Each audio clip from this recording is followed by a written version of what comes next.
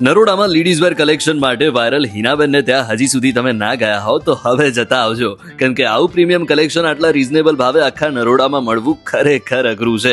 અહીંયા કુર્તી 250 થી શરૂ થાય છે, શોર્ટ ટોપ 300 થી, કોટ સેટ 500 થી, 2 પીસ ડ્રેસ 650 થી, તો 3 પીસ ડ્રેસ માત્ર 700 થી શરૂ થાય છે અને હેવી ડ્રેસ પણ એકદમ રીઝનેબલ ભાવે મળી જાય છે.